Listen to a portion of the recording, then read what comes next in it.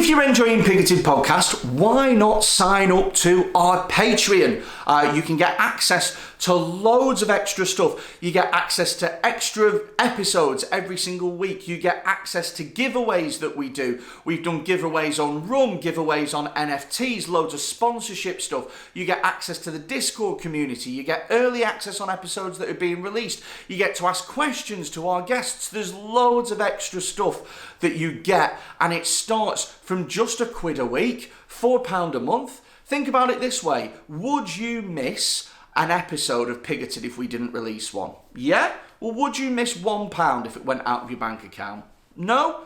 Well then, get yourself signed up to our Patreon, because by supporting the podcast, you're helping to make it possible. You're helping to pay for all of the recording space and all of the equipment. So please, if you do enjoy the podcast, check out the Patreon. You get loads of extra benefits, and a big thank you from me. Enjoy the podcast. This week's podcast is brought to you by Window World. Window World are the home of rock bottom prices on all of your UPVC windows, doors and conservatories.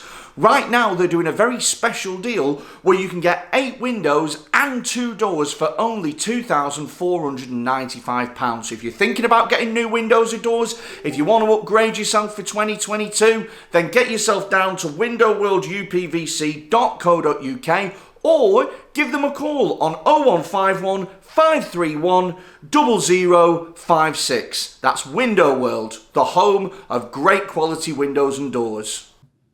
Welcome to another episode of Pigoted Podcast. Joining me, as always, is Dr. Catford. Hello. Hi. Hello. It's summery today for the first time. It is quite, isn't it? It's so bright you can't see drivers in their cars. Are we gonna start with this? We're now gonna have to explain. Yeah. Yeah. I picked Dr. Catford up from the gym, and I told her I was in the car park. And what did this esteemed academic do? I tried to get in the wrong car. Yeah. I walked all the way up to the car and was actually pulling on the door handle, thinking, why won't this fucking open? Yeah. And then looked in to see a really confused man. Yeah, there was a really confused man in. You just, to be fair, to your credit, you just burst out laughing like a psychopath. Like from his perspective, imagine what he thought, because he doesn't know at this point that you've got the wrong car. So all he's seen is you come out, try and break into a car, see that a man was in, and just go, he must have been like, wow, she really does just want to watch the world burn, doesn't she? She's, holy shit. Oh, no. Yeah. I didn't even think about that bit. Yeah. I assumed it must be obvious, because, we've not given him any context. No. All we've done... Well, he then saw me run away and, try and phone someone and, start walk, You could be ringing your boss. Don't be mad. No. Don't be mad, boss. I couldn't carjack it. There was a guy already in, see? The thing is, it wasn't even... It's not even like it was the same car. No. No, it was... It was just the same colour? Well, it wasn't even the same colour. It was a dark grey. And mine's black. Oh, that's the same. Well, I mean, it wasn't the same make or model. The sun was right in my eyes. It wasn't the same make or model, but I never pay attention to that. The person sat in the car looked nothing like me. It was really sunny. I couldn't see. Of all of the external... I think he was bald. I don't know. Really? That's what you're going for? Yeah. Yeah. And it was also a he, presumably very, very masculine presenting.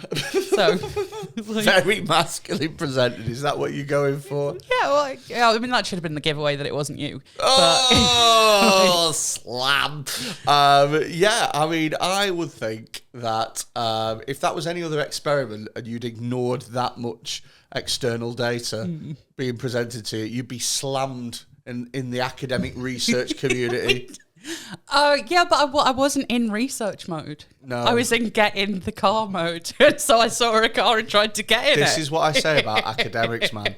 They're not that much smarter than you or I. What they are great at is taking a large portion of their brain and focusing it on one specific certain thing, and the rest of the world goes to shit for them. So they've researched how Guatemalan people grow mungo beans slightly differently, and that makes for a 5% better yield. They've researched every little bit of mungo bean harvests in Central America since 1847 and put everything out in a graph. And then you ask them to make a cup of tea and they just pour water all over themselves, and they're like, I'm done in.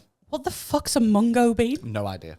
There are mung beans. Oh, really? And there's a musician called Mungo Jerry. Yep. This is a new type of bean. You should have read the research. It's a brand new bean. Just hybrid new research. Musical beans. Yeah.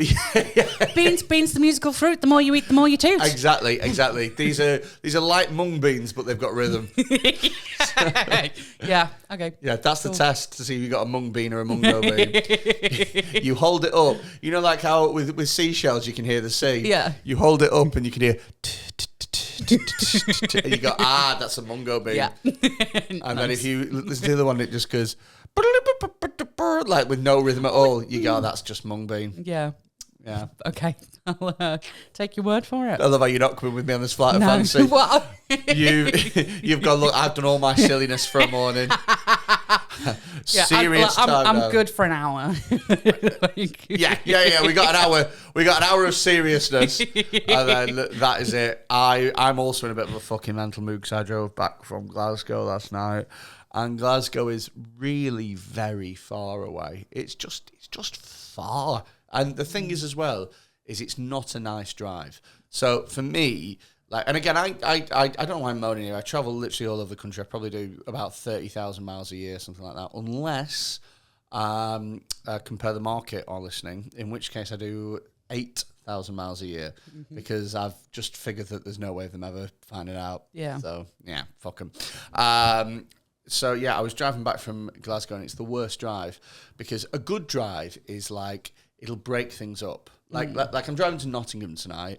It's not a bad drive because you do an hour down to Stoke, you get off at Stoke, you kind of go around the side of Stoke, you go on the A50, and then that's like an hour, and then you get off, and then you're half an hour around, Derby, Nottingham way. That's a nice little hour that way, 30 minutes around here. Jobs are good. And yeah. But the thing that's bad about the drive for Glasgow is that you get on the motorway and it goes, turn left in 177 miles. And you go, oh, God. And you just get on the boat and you just do that for 177 miles. You just sat there like, and it's killer. It's absolutely killer. That's such a shit because it's one of my favourite journeys on the train. Yeah, driving's dreadful. Yeah. And also as well, great city. Really, really, really nice city. However, fucking pain in the arse of a drive. However, it's still not as far away as Rwanda, which is apparently where... oh, fuck. Yeah. I'm convinced that it's bollocks designed to stop people talking about Partygate. I'm convinced. I don't know what to make of it. Like, I wouldn't put it past this fucking government to do something fucked up. Oh, you got to go I Rwanda. think it really underlines what a lot of people have been saying, where they've been saying we're so upset about Ukrainian refugees. This is clearly racist, and everyone's going, no, it's just that they're nearby. It's like that might. Yeah, I mean, I don't think that might be why the war itself has really captured our attention. Yeah. But the difference in how we're talking about refugees from Ukraine versus literally anywhere else is it's no fucking way. That's 100% racism. Well, the thing is I don't think it's I don't think it's bad or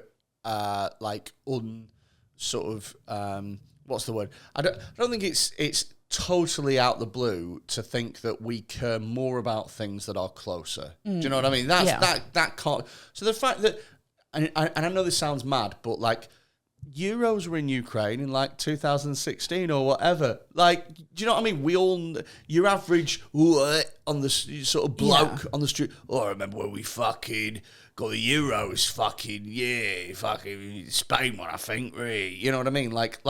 they all know. You don't have many friends, do you? No. What? Like everyone knows where Ukraine is, and it's just over there. It feels like it's just over there. Yeah. Whereas sure. where the fuck is Yemen? I don't even know. I think that makes sense for like being interested in the actual war. Yeah. It getting news traction, but for like sort of seeing refugees as humans. Like, what's the difference here? I think we've probably got more of a, I mean, in my particular opinion, I think we've probably got more of a responsibility to refugees from like Afghanistan and stuff, because that's sort of our fault, innit? Do you know what I mean? Just a bit. Sort of had a hand in that. Sort of kind of like what we did wrong, wasn't it? Whereas at least... You want to move into my house. Look, just because I bombed your house doesn't mean you get to move into my house. Yeah. Look, I'm sorry about setting your house on fire, but I thought you had things that might set my house on fire, so I set yours on fire first. What bit about that do you not understand? But yeah, I mean, I don't know if it is a racism thing. I think it's too quick and easy to... Because I think as well, the majority of people would be unhappy that they're sending refugees to fucking wherever. Do you know, like Rwanda's insane. It's ridiculous. It's not even like they're going, we're sending you to Plymouth or something like that. And it's like, 4-hour train. Do you know what I mean? Like, where the fuck even is Rwanda? It's like near Congo or some shit. Like, doesn't make any sense. Do you know what I mean? It feels like it's like, do you ever watch that program on BBC One, Race Around the World? Nope. It's so good. It's so good. It's so good. So what they do is, you have like 4 different groups of 2, right? And you give them a set budget, which is the budget, the average cost of a flight from point A to point B. Okay, got it. So let's say they're racing from fucking Mexico City to wherever the fuck is at the bottom of Argentina, right? And you know, a flight there is $2,500 or whatever. That's how much they have to travel across the country.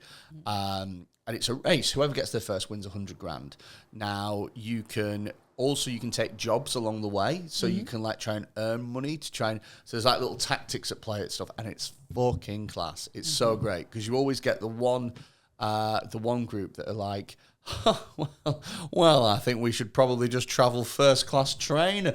Oh shit, we're out of money and we're not even a 10th of the way there. That is problematic. And then you always get the group that are like, well, I think I will teach this donkey how to be ridden, and we will get there for free, good sir. And then they're like fucking 50,000 miles behind everybody else. It's a great show. Okay. And this relates back to refugees. I don't know why. Oh no, because it feels like it's some sort of weird fucking challenge. Do you know what I mean? It feels like taking. You mean the decision to send refugees to Rwanda sounds like a weird challenge? Yeah, it feels like they're getting there, and we're going, you want to come in, do you? Well, meet me in the capital of Rwanda at Thursday at noon. Yeah. Go. Do you know what I mean? It's like, how the fuck are they expected to get all the way there? Yeah. I want to circle back a little bit to you saying, like, it's not racism, it's just that, like, we have more affinity with people from, like, the same continent and stuff. I think that kind of taps into a little bit about why it's really, really difficult to have good, like, constructive conversations about racism. Right? Yeah. And, like, this might be something we'll perhaps try and do a full show on if we get somebody who actually knows what they're fucking talking about to come join us. 2 white folks. Right. Experts on racism. Yeah. Right. But, like, I think certainly for me until relatively recently, I had this idea in my head that, racism is actively hating somebody else. Racism is shouting slurs. Racism is sitting around thinking, fuck that person. Like, I think of racism, I think of EDL, like, skinheads, like, that kind of, like, outwardly aggressive, they're doing it on purpose kind of thing. Where that's not it. Like, that is racism, but racism is also all these fucking other things as well. And so it's really difficult. I think people get quite defensive when they hear, like, by the way, that was kind of racist. Because what they're hearing is, you EDL scumfuck. Whereas what you actually mean is like, hey, by the way, this hurts people. Yeah. And like, it's that difference between like, do you know what? Just to let you know, you've kind of just done a bad thing versus you're a fucking bad person. Yeah. And like, I think it's really important to understand that before you can have any of those conversations, I guess. And like, so, yeah, do I think people aren't upset about refugees from other countries because they sit around going, fuck them? Yeah. No. But, though, like, that difference in empathy is racism. That's part of what racism is and why it persists. Sure, like, but it's not an active meanness. It's a passive meanness. But it's colour-based, no? Yeah. So, I mean, my thing would be that if... Well, colour and culture. Sure, based. but I mean, so if there was some, say, for example, Muslim Ukrainians, I don't think the average person would have any more or less of a problem than white Ukrainians. Or maybe I'm being naive there. I suspect you are. I think, like, so partly because, like, we know from reports of, like, when people have been trying to cross the border out of Ukraine, people are getting treated differently based on whether they're white or not. Oh, okay. Foreign, international students who have tried to cross have been told, no, it's our women and children first. Like, you fucking stay there. Oh, really? Yeah. Oh no, there's been some really fucked up shit happening. Like, it's one of those things where you're looking at the situation and going, like, how could this fucking possibly be worse? And it's like, oh, hello, racism. Of course you can always turn up and make things fucking worse. Come on in, we've saved you a seat. Right? Yeah. And Yeesh. like, even stuff like the news reports, people like have been saying things like, it's so unusual to see this. Like, these are like blonde-haired white refugees. We haven't seen this in such a long time. It's like, whoa, dude, what? Yeah. So like, I mean, I wonder whether part of your naivety is like, you don't sit around watching the news like some of us. No. Spend that much time on Twitter, like, because you're on the road so much. Yeah. But yeah, there is no way you can argue that there's no racism involved. I can only really speak for myself, and I think I'm quite open about how I analyse things. And when I look at it in terms of like people going, oh well, why do we care about Ukraine so much and we don't care about Yemen? It's like, because I don't know where that second place is. Like, if you ask me to name things that come from Ukraine or people that come from Ukraine, I can name like 3 boxers and like 4 Premier League football players. If you ask me to name people that come from Yemen, I'm like, I don't know. And I genuinely think that plays a massive part in it. Like I honestly think it plays a huge part in it if you go, oh, holy shit, fucking Klitschko's are from Ukraine. Yeah. Do you know what I mean? Yeah, and I think that's part of why, you know, 1 death is a tragedy, 1 million deaths are a statistic as well. Because you go, oh shit, it's that person. Oh, I've never heard that before. Yeah. That's pretty... Because it's just, you go... Oh. That's pretty profound, actually. I like that. 1 death is a tragedy, 1 million deaths... 1 million deaths in my comedy career. Am I right? Nah, I'm fucking quality. That was just a joke. But anyway, it's quite fun that we've started this episode off with like a 17-minute digression on random shit. Yes. We agreed last night was we're going to talk about ADHD. Yeah, and if there's one thing people with ADHD do, it's get... sidetracks and shit. Yeah, that's what we did. This was all pre-planned. It's a metaphor for how the ADHD brain works. You're welcome, guys. So, yeah, we wanted to talk about this because you've recently had a diagnosis. Yeah, literally, like, on Thursday morning. So, like, what fucking day is that? What do you even say to somebody who's been diagnosed? Do you say congratulations? I don't know. You say well done? I don't know. Like, I've had a few people who've been like, congratulations, welcome to the Neurodiverse Club. Like, welcome to the Neurodiverse Club. Yeah. Shoes off at the door, either very, very neatly and perfectly, or just thrown across the room. Whatever you fucking want. I think I said to somebody, like, oh, I take it the meetings are quite sporadic. Like,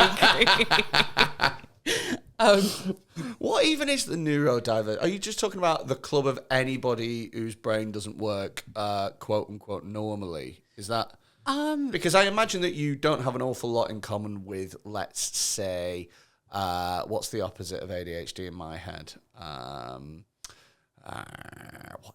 What is the opposite in my head? Right, so I'm looking for MS. Okay, but that's there's lots of more Bastard. physiological. Right, okay, things. I need to work harder with this, don't I? It's fine. Well, I don't know what I'd suggest as being the opposite. But do you know what I mean? Like ADHD is its own thing. Like autism's its own thing. Asperger's is its own thing. Like just to lump everything in and be like, Mama, like there you go. That's all the things. Why Mama? And it was the right pitch for it to be just Bohemian killed a Rhapsody. man. Yeah. So what I understand of it, because I've not spent that much time looking into the whole of it, because I've had a suspicion for a while that it might be ADHD. And so what was your suspicion? Before we jump onto that, okay, because there's a couple of points I want to make. Okay. When we talk about neurodiversity, I know from what I've seen on Twitter, it tends to take in both ADHD and autism. Okay. There are some overlaps in symptoms. Okay. And there's a lot of people who have ADHD and autism. Also, not something I'm expert on, but Asperger's isn't really used as a term anymore. It's generally referred to as autism spectrum disorder because it is similar. It's in similar symptoms, but Asperger's syndrome has a really kind of the history of that term is quite closely linked to Nazis. Is this when you're going to tell me that fucking Guggenheim Asperger was like some sort of Nazi doctor or some shit like that, and I've just been great. Basically, great. I think it was like the label for people with autism spectrum disorder who were useful. Oh, it was okay. Don't kill the Aspies. So I've basically been saying you've got Hitler disease, haven't I? That's what I think the story is. I don't I might have got that completely wrong. Yeah. I just know it's something that a lot of people trying to avoid using now. Oh, okay. But it's also a lot of people have identified as Asperger's, or that's what their diagnosis is, and so they are still quite wedded to that term and feel comfortable with it, but it's got this horrible history, and it's it's like everything in life, it's hella complicated. Yeah. I'm trying to think. Do you know what? This is what I'm like as a person. I was trying to think about what's the easiest thing to do for me. How about, guys, I decide and you all go along with it. How about that, eh? Yeah. So diagnosed with ADHD, and you said that you had little sort of hints, Yeah, only sort of a lot more recently, though. I think it's only since starting my PhD that it, got on my radar. You were going to say starting my period. Weirdly, though. So, no, behave. You're not going to say that there's a link or something like that. It can exacerbate symptoms. Really? So children will have symptoms of it. Oh. But then the hormonal changes that happen when you hit puberty. Yeah. And especially if you menstruate. Yeah. It increases the symptoms basically. Really? And, there's cases of women who have got ADHD and they've basically got along through they've managed to cope with it most of their life, and then when they hit perimenopause, which is the build up to menopause, the Nando's menopause. Menopause. Spicy menopause. Yeah. Got lemon and herb menopause. When they get into that, because of again, your body goes through this huge change. Yeah. Then that throws you off kilter, and suddenly they can't keep it together. They can't mask their symptoms basically. Oh, okay. So yeah, there's a bit of a link. So what was your things then? I'm not going to interrupt this time, I promise. What were your things when you were like, oh, maybe this is ADHD? So it was one of my somebody else who had started their PhD at the same time as me. Yeah. And we were sharing an office. And I can't remember like how she started looking into it, but she was saying that, I'm having this, that, and the other happen. Yeah. And going like, and they're symptoms of ADHD. I was like, but we're really similar. Oh. But it's things like being messy and disorganized. Like to the point. So this is the thing. A lot of the symptoms of ADHD, a lot of people exhibit them some of the time. Okay. The difference with ADHD is like you can't just snap out of it or like sort yourself out. It starts to impact your life, and it's not just when you're having a bad day, it's all the fucking time. Right, okay. My time management is horrendous. I am late for everything. Okay.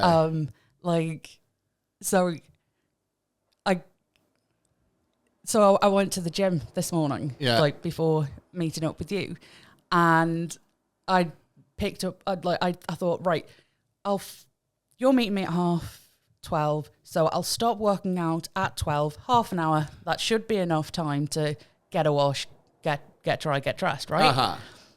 Apparently not. No. Like I was, after I'd had my shower and dried my hair, I checked my phone to see whether to check what time it was, and it was 12:27, and I'm still in a towel. I was like, fuck. Really? Yeah. Holy shit. I just fuck's sake, time just doesn't make sense to me. I've got no idea. And if somebody asks me, how long do you think this will take? Like how long will it take you to write this piece of work or do this, that, and the other? I'm like, I don't fucking know. Right, okay. What? Troubles meeting deadlines as well. Right. In undergrad, in my master's, I was that person who was still in the library or still at my computer an hour before deadline going, fuck. Hey, I got a fun story that's similar to that. Okay. So, you know how everyone says, do your dissertation in lots and lots of time? I decided against that. And I decided to do the majority of my dissertation, and I'm talking maybe 8,000 or 9,000 words of a 10,000 word dissertation, the night before. And so what I did was I got myself a 2-litre bottle of energy drink. I drank half of it. I got myself some Pro Plus tablets. I crushed the Pro Plus tablets. Didn't snort them, did you? No, I didn't snort them. Okay, good. I put them into the drink as sort of like a cocktail, but I crushed them into like a fine powder, and I put them into the drink as like some sort of crazy cocktail. And I used that to keep me going throughout the evening. I did my dissertation, got a 2-1, got 69 on my dissertation. Nice. Yeah. Ladies. And then I went home, and I was it's one of those things where your body is incredibly tired, but your brain is like, da da da da da da da da da da da.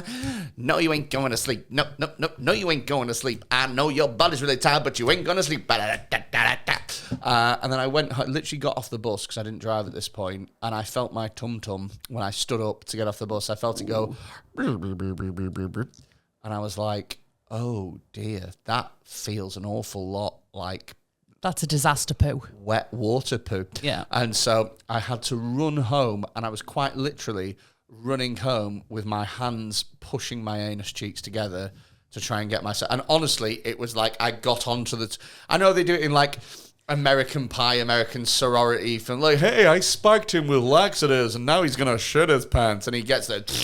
It was literally like that. Like another, if I'd have lived 4 houses that way, I would have shat myself on the drive. It was that close. Yeah, I always find it because I have been diagnosed with IBS. I don't know whether I have it or not. You've got IBS, ADHD. That's a third of the letters of the alphabet. I just collect letters at this point. Yeah. Just need HIV now.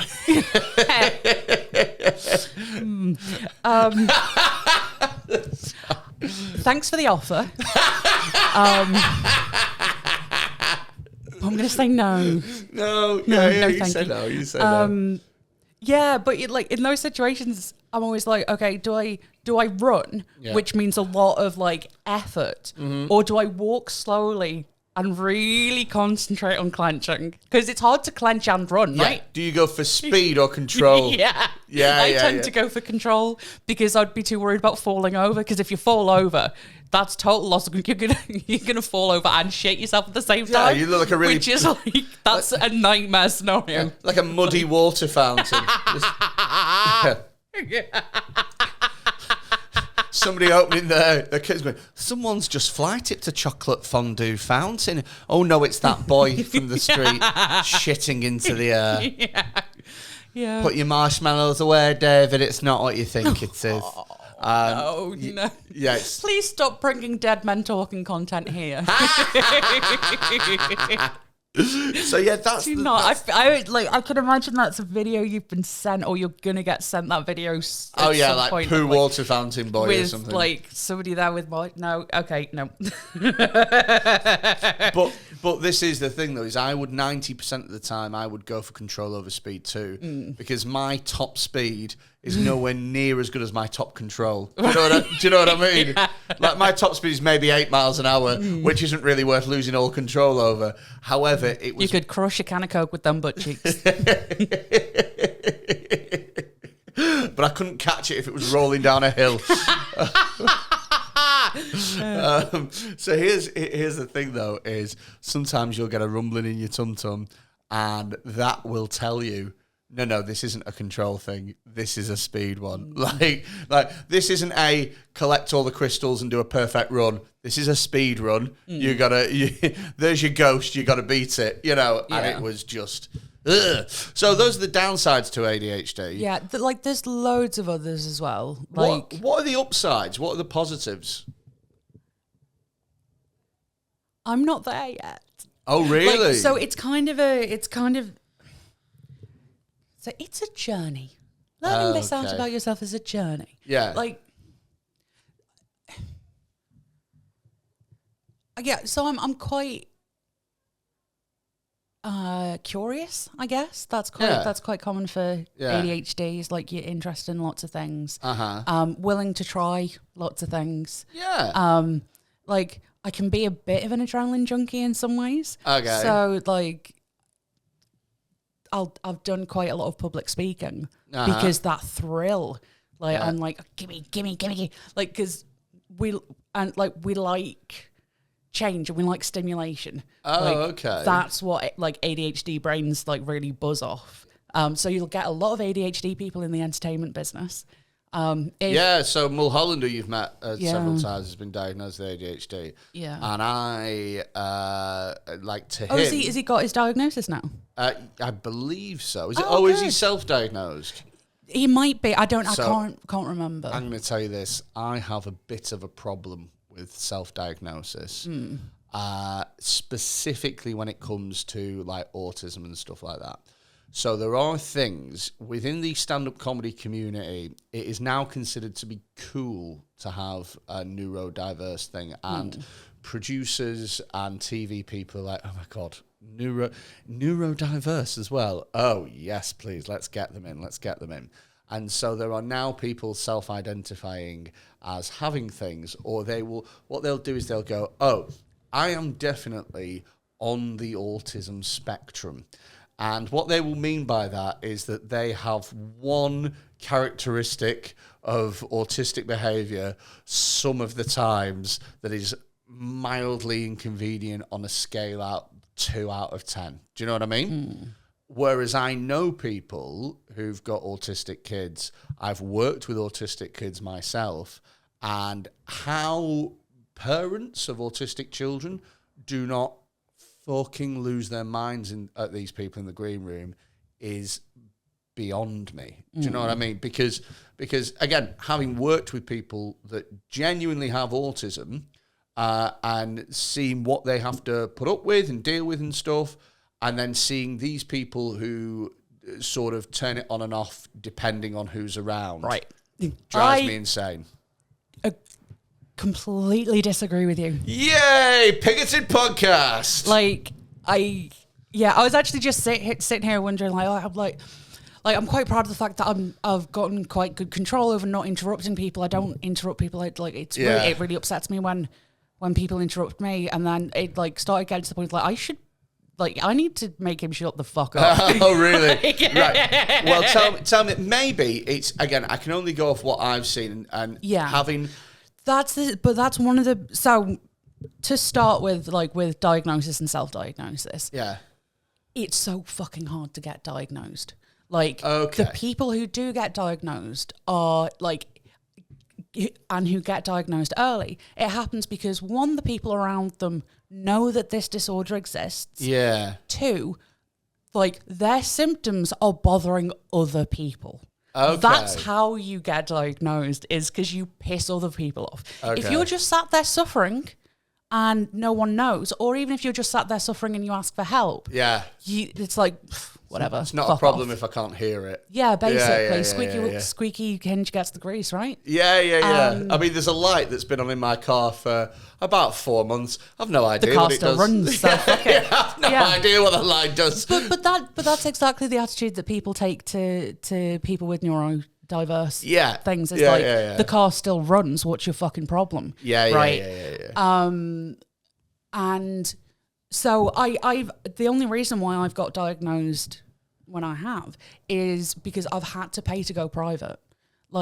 Actually, looking back over my childhood, if my parents knew that ADHD was a thing, oh my fucking God, how was this missed until I was 33? Yeah. Right?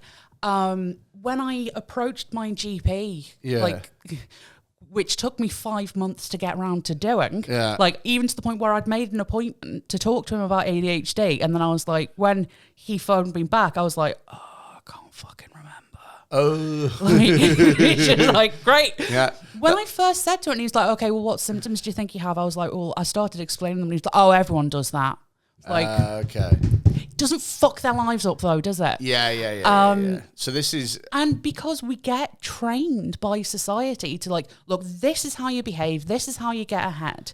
And people with autism who are able to follow those rules blend right in. But they'll internally just be going through absolute fucking hell. And a lot of stuff that I'm looking back on now, and a lot of the ways I've trained myself to behave. Yeah. I'm I wasn't doing that for me. I was doing that to keep the people around me comfortable. Yeah. And so from the outside, and I've seen people online who, from the outside, part of my brain goes, oh yeah, you're just saying that. Yeah. But then it's do you know what? I can't see inside your brain. I don't know what you're experiencing. And so it was really hard to get a diagnosis. So my GP didn't take me seriously. Okay. Until he was like, well, fill out this questionnaire. I was like, boom, full marks. Typical academic. Right. Typical. You got a doctorate in ADHD. Well, that's the thing. I didn't actually get full marks, which is possibly why when I got told, you've got severe ADHD, I was like, oh, fuck, I thought it was borderline. But anyway. You know the test But rolling back, couldn't... My GP didn't believe me at first. Mm-hmm. Then when he was like, oh, okay, we'll put you on the waiting list, he was like, this could take a matter of years. Okay, but I am at the end of my fucking tether with this thing. Yeah. So I had to go private. Yeah. For ADHD, it was just under £700. For autism, you are looking at over £1,000. What, to say you've got autism? Yeah, and the waiting list is similar. So yeah, there are a lot of people out there who have self-diagnosed. Guess fucking why. But, okay, now I get that. Sorry. I do get that. Sorry, I didn't mean to tell you off. No, it's fine. I'm terrified. Genuinely terrified. I'm really sorry. It's fine, but what I see sometimes is I see people that have a tiny little thing in common with what is a huge fucking thing, and they decide that that is enough to sit them on a spectrum. Okay, I mean, I don't know who you've met with or who you've spent time with, but also what you see is like is a tiny portion of it, especially when you're talking about adults. Like, I am capable of blending in. Sure. Absolutely capable of it. I can sit through long meetings. I can go to all-day conferences and sit still. Yeah. And be quiet and not interrupt people. It's referred to as masking. Sure. Like, I am able to hide a lot of my symptoms, which again might be part of why I've got to 33 before. I guess as well, though, is so the way I look at it is it doesn't benefit you to say that I have ADHD or something like that. So no, there's no career benefit. So there's nobody who's like, I genuinely don't even know who hires people with doctorates. Like there's no, like, whoever it is, researcher, fucking recruiter that goes, well, we need to have one with ADHD because they are really good at whatever. Like they're really curious, so they are, we have to have one. Whereas with comedy, there is that. And so I see people almost looking and going, well, what am I like as a person? Which one of my traits best fits in? I'm going to blend in with this. Do you know what I mean? Yeah, like, I can see where you're coming from. And so, you are in an industry where, or because people without these kind of problems have been, like, getting further, and, like, so it's a bit like, like, I think we've talked a little bit about, like, sometimes these days, it can be a bit of a disadvantage to be a heterosexual, white, cisgendered male. Sure. Because... it's because like we've already got 70 of the fuckers. Sure, like, and it's like we've kind of been a huge advantage for like 50 years. Yeah. So maybe just take 5 years off. And it just sucks that I happen to be in the 5 years of like, but whatever. Yeah, I get it. And so people are trying to correct for that fact that. Well, the thing is as well it's a damn sight easier to fake. Do you know what I mean? It is a damn sight easier to say, oh no, I'm actually neurodiverse. I have some... No one's going to check you up on it. No one's going to... But you're also in an industry that disproportionately attracts people that do have ADHD. Oh yeah, sure. I mean, I'm talking more about autism than ADHD, I think.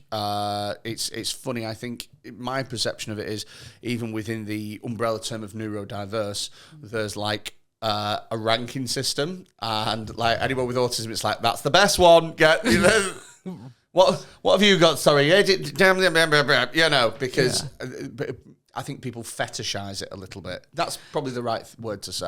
Possibly. I think I generally try to take the attitude of like I'll try and take people at their word, like unless they are proven to be a liar. Or proven to be making shit up. I'm just like, yeah, okay, sure. Yeah. Like, because I don't see what harm it does to, like... Ooh. So... Okay. There's an award in comedy specifically for working class writers. And it was won 2 years ago by somebody that went to private school. Right. Okay. I mean, that's different. But that's the level that people will go to in order to... How the fuck is that happening? Because nobody actually checked his history. And he just went, hello, I'm working class. Well, you have made yourself a little sexist error there. Oh, was it a lady? I'm not saying anything, no one's saying anything because they're fucking terrified of it. Every comic right now is like, oh, yeah. And I'll tell you off camera. There is more to being working class than that. So I would say that is an absolute. I'd say that class is quite fluid, and I'd say that there are certain things that are working class, and there's certain things that make you middle class, and they are completely immutable things. And one of those is going to private school.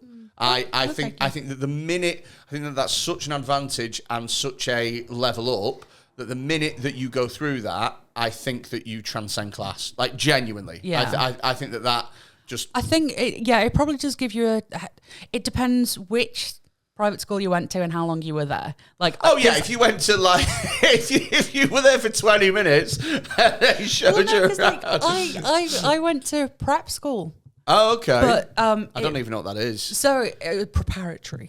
Okay. Cool. So it's the same kind of thing. Did you do that with your mum? Like hats were part of our uniform. Like that. Wow. Yeah, it was great. Did you get told off for wearing the wrong hat? Oh yeah. That's the day wear hat. This is 5 p.m. It's evening now. It was summer term and winter term hats. Summer term and winter. The summer that makes more sense than daytime and nighttime. Especially because school is usually over before nighttime. Why did I go with daytime and nighttime hat? What an idiot. So what was your summer hat like then? A big floppy... It was a straw boater hat. Okay. Like with a sense. ribbon round. And then the winter hat was like a domey sort of Fuck curly... off. Like a deer hunter? No, like grey felt hat. Oh, so like it was almost a bowler hat, basically, but a bit softer. Oh, with that a bow. That sounds quite around cool. That sounds quite cool. Yeah. So I went to prep school until I was 7. Yeah. When I was 7, I was just like, get me the like, obviously not with that. Like, I was like, I couldn't handle it. Yeah. Because it was very, very strict. Yeah. And I was a child with ADHD, it turns out. Yeah. So I did not do well. Yeah, I didn't do well there. You were like Matilda.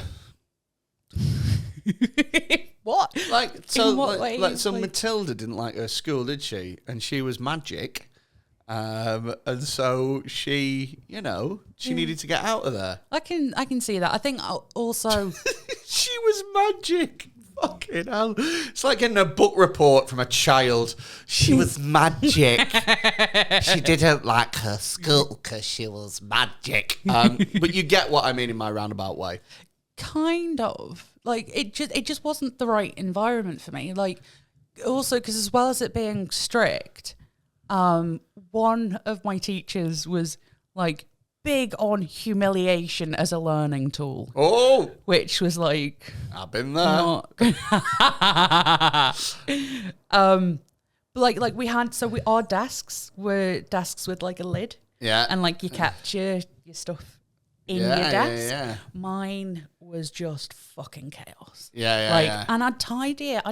I'd tidy it regularly. And it'd just become and chaos then again. just like, so, and like she'd make a big deal out of it. Like she'd like say really loudly so the whole class could hear. Like you're like, Catherine, your desk is a disgrace. Yeah. Like kind of thing. And do you know what I learned as one of the things that I learned being a teacher? I worked in several schools. I worked in some really, really, really, really good schools, and I worked in some really, really, really, really, really fucking rough schools.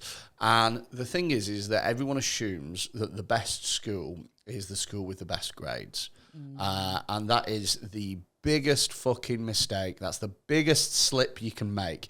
People go around and they go, "Well, my son or daughter needs to go to the best school with the best grades."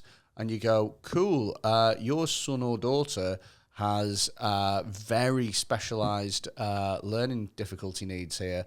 They are currently outside shouting at a cactus, and they are wearing a big foam hat. And this is the place you want to send them. They're like, yes, it gets the best grades. It's like, yeah, but it's not the best at getting...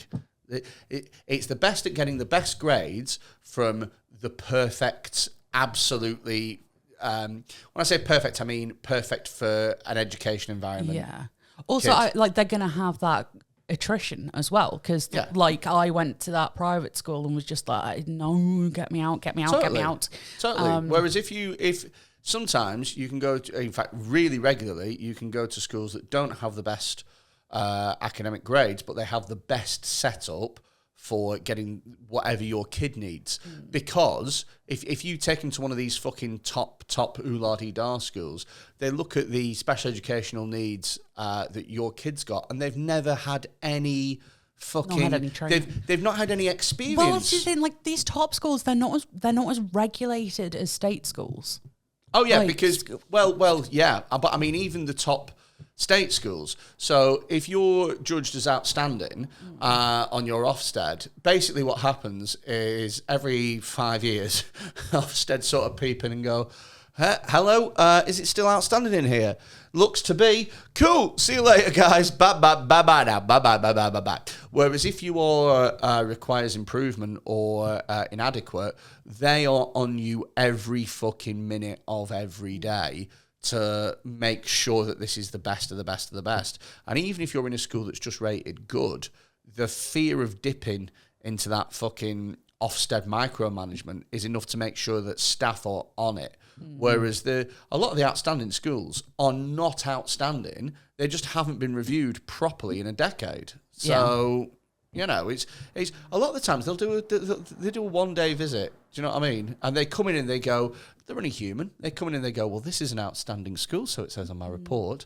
I'm assuming it will be an outstanding school. Yeah, like to some extent as well, like you can see the logic behind doing that. It's like, oh, those guys have got it nailed, they've got it covered, we don't need to spend our energy there. It's these places that need support and need looking at, that's where we're going to spend our energy. The thing is if you get these top, outstanding schools or whatever with all the best grades and stuff, and you have a kid that has special educational needs, these schools might have never worked with a child that's got this specific profile. They'll have done meetings about it, they'll have done safeguarding about it, but until you see one in the flesh, until you've worked with them, it's all theoretical. Yeah. Whereas the schools that might not have the better grades, they go, oh, what have they got? Blah, blah, blah, blah, blah. Brilliant. We've got all of these provisions already in place. This is Mrs. fucking Doolally, and she's the specific person that's in charge of this specific thing. All the procedures are already there. So they might get slightly less A star to C's or whatever, but they are so much more well equipped for your kid. And the biggest mistake I always see is parents going, my child is going to that school because that school has got the best grades. And you go, oh, this is going to be a fucking disaster. And invariably it is. I was lucky in, like, when I got to high school, like, my parents had kind of clocked that I was a bit odd. Yeah. They didn't know in what way. Yeah. So where I lived, we had a choice of two local high schools. Yeah. And one of them was like, that gets the really good grades. And the other one was like, yeah, the grades aren't as good, but their sports teams are better. And they do more drama and stuff like that. There was a better variety. Yeah. And so mum and dad were like, yeah, go to that one. Yeah. Go to the hyperactive one. Yeah. And it worked out well because, like, I did decent in my GCSEs. Yeah. I did separate science, art, and drama. And I was on the athletics team as well. Yeah. Got involved in all the different things and, like, on a couple of sports teams and, swinging out of trees and stuff like that. Yeah, she's definitely got something, but I can see the warning light that's come up, but she still seems to be running as a human, so we'll just leave her be for another 2 decades. Basically. But the other thing is, I think a lot of the time ADHD is seen as, like, not very serious. Yeah. When you look into, like, the life stories of some people with ADHD, like, even at the population level, like, if you follow groups of people with ADHD, which is causing them mad mentally, like, good fucking luck, because they're not going to stay together and they're going to be fast. Yeah. But coming soon on Channel 4, our new TV show, Herding Cats. Basically.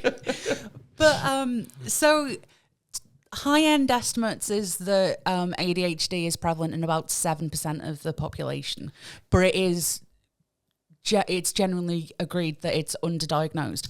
In the prison population, it's 25%. Ooh. Yeah. Wow. Like, it's estimated to be about 25%.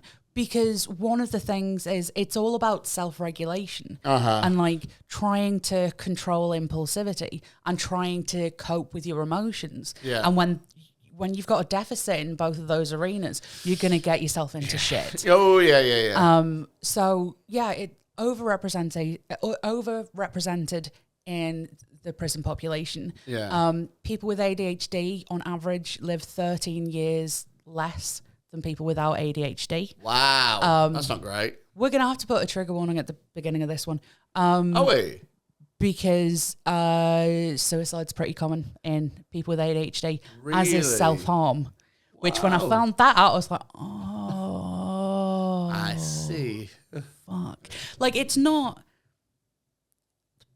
everyone who self-harms had ADHD. Not everyone with ADHD will self-harm. Yeah. But it's like, there's a correlation there. Yeah. Because, like, and there's high prevalence of obesity among ADHD. Does that impulsivity thing then? Yeah. As in, like, yeah, if I feel like this, then this is what I'm going to do, and I'm just going to do it, and it's done.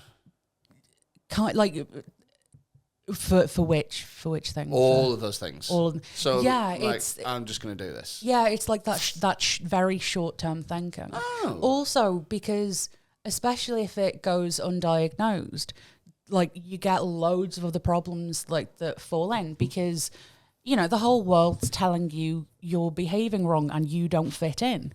So you develop social anxiety or depression or generalized anxiety or all of them at once. The gateway to other issues. Yeah, basically. If it's not caught soon, people can go really off the rails. And it's interesting that you mentioned about it not being caught soon, because there is a thing, isn't there, about ADHD and autism and things like that going massively undiagnosed in girls rather than boys. Yeah, because it tends to present differently. So boys with ADHD tend to make it other people's problem, right? Because they're the ones that are like physically bouncing off the walls. Yeah, well, whereas girls are just like. I've taught kids with like boys, especially with ADHD before, and it is like, dear God, it's like, please, there is the pen, there is the paper, just go, and they're like, got ya. And then you turn around and you look, and they're like at the other side of the room, and you're like, what did we just say? What? Come on now. They're like, no, seriously, I got it this time. And then you look, they're out the window. You're like, no. It's really frustrating because like people with ADHD, like often like they're quite smart. Yeah. But they're just incapable, or like there's just all these like invisible barriers. They don't achieve. And like, so there's that disconnect between like, I know I'm one of the smartest people in this class and yet my grades are always shit. What the fuck is going on here? Yeah. And then like a bit of negative self-talk of like, what the fuck's wrong with me? Like I can't do this. Or like, why, like, what am I doing wrong? What, like, I'm broken. Like that kind of internal monologue kind of thing. So girls are like better at just sort of, is it even that they're better at masking it, or is it just that like they don't make it anyone else's problem? So when I say make it somebody else's problem, I don't mean like they go, like it's not a conscious thing. Like I just mean sort of the way the symptoms present annoy other people. Yeah, and they go, we've got to do something about that loud hum. Yeah, that's our son. Yeah. Why can't he be more like our daughter, just staring out the window like Sylvia Plath in her last days? Basically, like it just presents differently. Like girls are written off as like either chatty, like overly sociable, which is something that we expect. I was just about to say. Or they're daydreamers, and like, which again is something we kind of expect. Totally. From females as well, so like so that really plays into it. Because you can put them into that stereotype, can't you? And you can go, oh well, this is my daughter who is very quiet and feminine like that. Yeah, and then that's that. Yeah, I see. Yeah, bit of a fucker, isn't it? Yeah, and like it's really sad that people think it's like it's just being a bit fidgety. Or like, oh, you just need to try harder. It's like, like like I've got music going on in the, like, I know everyone's got like a tune in their head all the time. Like it's like trying to have a normal conversation in the middle of a fucking circus. It's like kind of like, wow. You know, cool. So we're chatting now, and then around my head there's like a little bear on a tiny bicycle. Like not literally, but like it's that level of like other stuff. Like, and it's like being in a crowded restaurant or something like that and having all that external stimuli. Yeah, and not being able to ignore it. I see. Like, that's one of the big things. Like, something that always gets me is, like, I'll be sat talking to somebody and there's, like, a really annoying noise going on in the corner. Yeah. And I'll go to the person, like, can you not hear that? And they go, oh, yeah, that's annoying. Anyway, whereas I'm just like, fucking, it needs to fucking die. Right, so that you noise can't- needs to stop. Why the fuck is that noise happening? You can't like, just I tune it can't out. tune it out. I It's like- see. So, like, everything that's there is, like, there. Dudum. Like, yeah, okay. Yeah. Okay. And, like, I don't know how common this is as an ADHD thing in general, but I know personally, noise can, like, somebody else making noise, like, even just, like, eating an apple or... All that ASMR? Yeah, so those kind of noises, I cannot handle them. Oh, I love them. I can't stand them. Like, I will have sometimes I've had physical stress responses to somebody else making noise. Like, my heart will start racing. I'll Really? start sweating.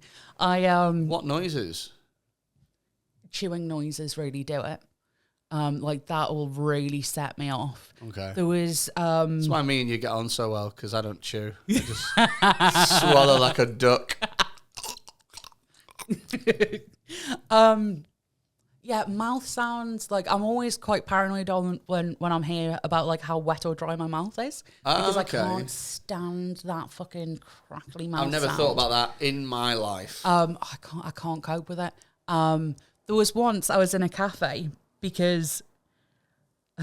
Food? I was avoiding being in my flat because one of my flatmates was incredibly noisy. Yeah. And the walls of the flat were really thin. And no matter how many times I told him, like, please end your phone calls before 11 p.m. because otherwise I can't fucking sleep. Yeah. Didn't give a shit. There was once he was, like, sat binge watching Fresh Prince of Bel-Air and he not once did he skip the intro. Wow. So, like, every 20 minutes So it you was... just heard...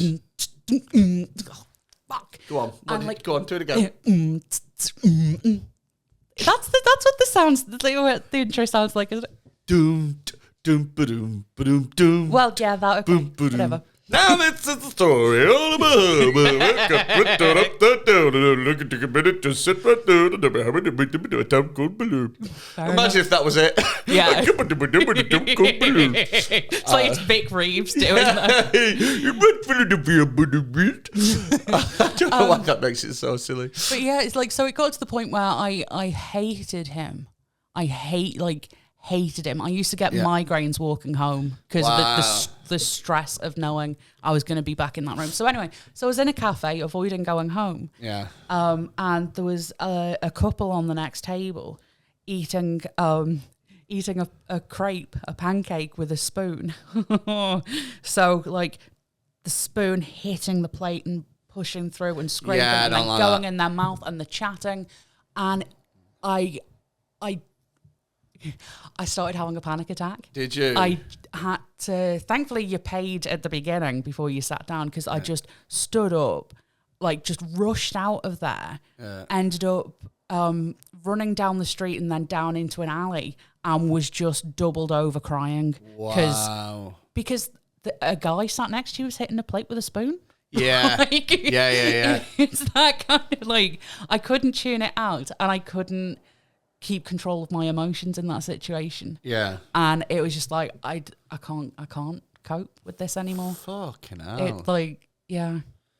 So. I have never had that. No, it's the thing is it's as impossible for me to relate or resonate with that as it probably is for you to relate or resonate with me just being like, oh, he's eating that crepe like a dick. And then just stopping. Yeah. Yeah. I just can't ever imagine having that level of adverse reaction to something. Add into that you sat there also going, this is a ridiculous response to this situation. Why are you overreacting like this? What is wrong with you? Fucking deal with it. Why are you so insane? What the fuck is wrong with... Stop listening to what the fuck is wrong with you? Like, and then it, like... But on the plus side, if the BBC hear about this, I might get a panel show.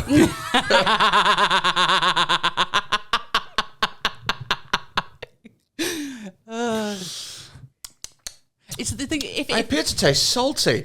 The thing is, if it was the 90s, the show would probably be me sitting in a room with things that annoy me and a hammer, and seeing how I get. The longer I go without hitting it with the hammer, the more money I get, sort of thing. Sounds like rounding bonsai almost. Do you remember? Sorry, it's just made me think of. Do you remember the moment of truth with Cilla Black? No. Oh my god, it was honestly my favourite of the 1990s to early 2000s psychological torture in the form of a game show thing.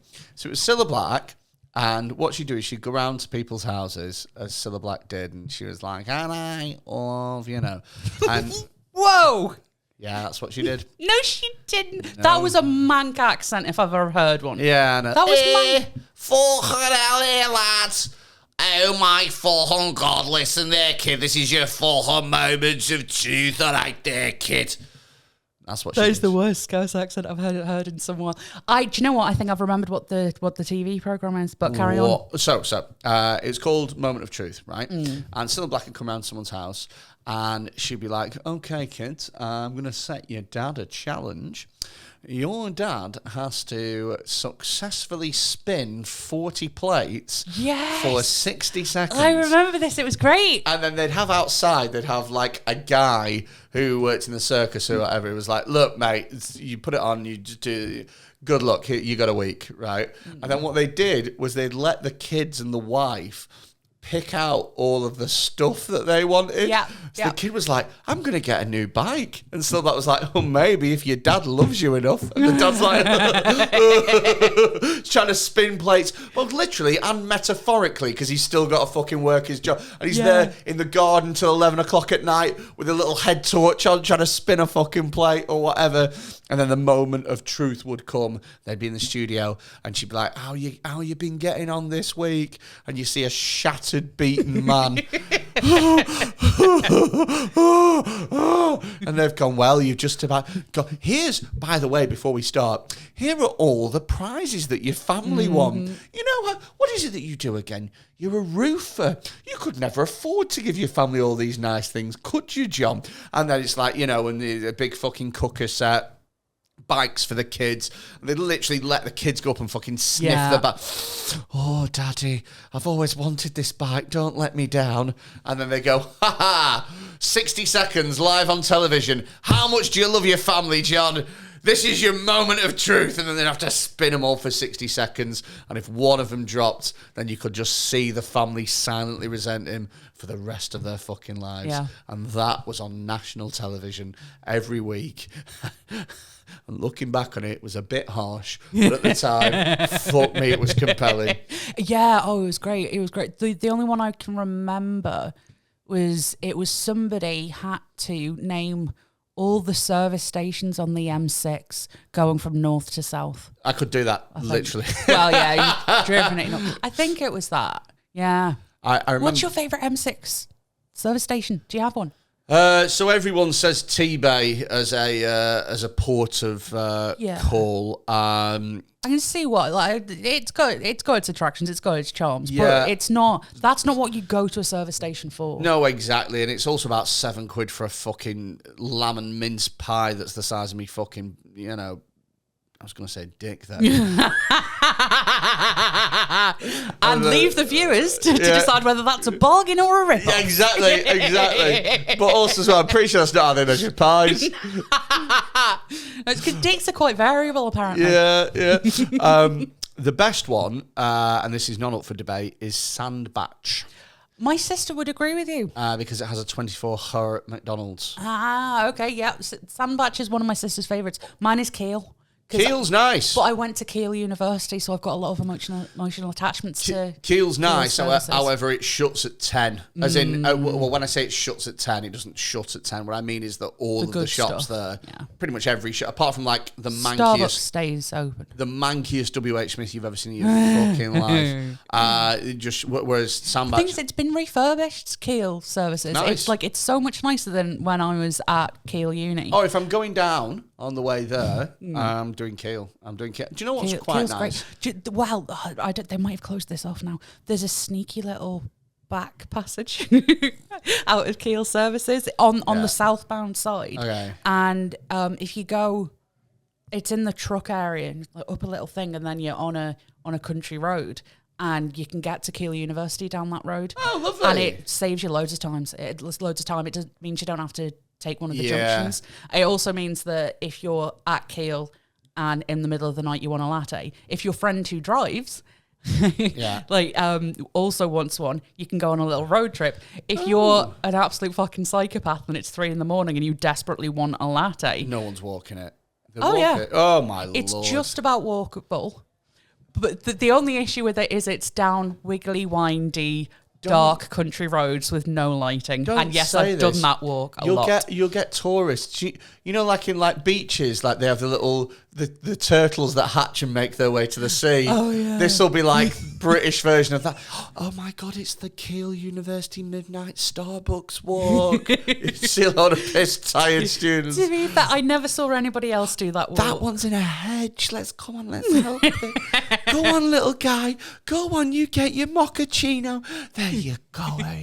I also quite like Annandale Water, which is the last decent. Is that the last good one on the toll road? No, that's the last. No, that's Oxford, isn't That's it? the last good one before Glasgow, Edinburgh. So you get off at Annandale Water, and you're either going straight ahead, and you're going straight to Glasgow, or you're turning fucking right at some point, and you're going to Edinburgh. But that's the last truly decent one before there. I don't think I've been to that one. It's nice. It's one of those that you have to go off and then down a little roundabout and then down the side, and then it's like, oh, this is quite big and it's in its own little space. Yeah. Yeah, it's nice. That's nice. I think, so one of my favourite ones that I've visited in the last kind of, one of my favourite ones is Watford Gap. Oh, I hate Watford Gap. Oh, okay. It's not very good, but it's the first service station in the UK, Watford Gap. Really? Yeah, it's the oldest. They've not done it up since. No, possibly not. But I had to go there because it's the oldest service station in the UK.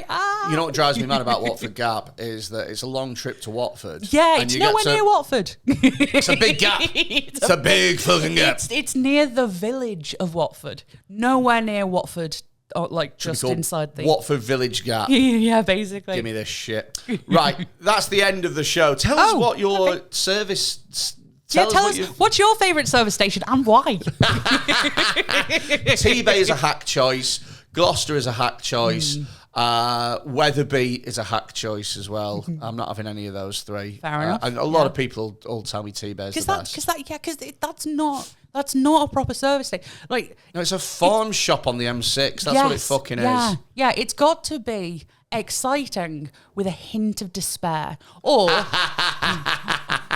because there is, like, especially if you're there in the middle of the night, right? Like, there's something desperate about those places. Yeah, like it's like lonely people, or people who desperately needed a shit and had no other option, or like people who needed coffee, or that one gambler. Yeah. He's pushing the money in. It's been barred from every casino in town except for the one on the M6. Yeah, and it's like, mate, just get back in your lorry and drive. There's nothing here for you, my friend. I fucking love them. They're brilliant. Thank you very much for listening. Have you got anything that you want to plug, Dr. Catford? Yeah, I just want to plug the good work from the wonderful people at Skeptics in the Pub Online, of which I am one. I want to plug the good work of me. Yeah, basically, it's like, and a lot of other people who would like work a lot harder than I do, and Merseyside Skeptic Society as well. So yeah, check those things out. Thank you for listening. If you're enjoying it, please become a Patreon. Patrons get one extra episode every single week, and they help to keep the show running because they help with the costs of things. This show doesn't break even, so Patreons are in debt. Please really help. fucking encouraged, for the love of God, please. And you get early access and a ton of other great features as well. We will see you again next week. Thank you for listening. Bye. This podcast has been sponsored by Outlier Distillery. They are the makers of the fantastic Hooley Manx White Rum, which is available right now on the Outlier Distillery website for just £34. And there's an extra discount code for everyone that listens to this podcast. Just enter Pigoted at checkout and you get yourself 20% off. Now, this was a company that was actually started in lockdown, and they make some fantastic drinks. I am a huge fan of this Holy Manx White Rum. As you can see, I've drunk nearly most of it already. It's a really strong flavour, and it goes great in cocktails and daiquiris and rum and cokes. So if you are a big drinker, if you're a fan of alcohol and you like white rum, then get yourself down to Outlier Distillery's website and get your code 20% off by entering Pigoted at checkout. This episode of Pigoted Podcast was sponsored by Taylor's Toys. Now, for OG listeners of the show, you'll know Taylor's Toys. They've been sponsoring us since the beginning. They are a sex toy company that specialise in making high quality produce, like you grow it. You know, they make good products that don't fall apart after a couple of uses, but they're at decent, reasonable prices as well. You can head over to taylorstoys.co.uk right now, check out the amazing range that they've got on offer, and if you enter the discount code PIGOTED at checkout, you get 20% off and you get free delivery on orders over £25. It is a fantastic thing to do, especially with Valentine's Day just round the corner. Head yourself over to taylorstoys.co.uk and spice some things up in the bedroom.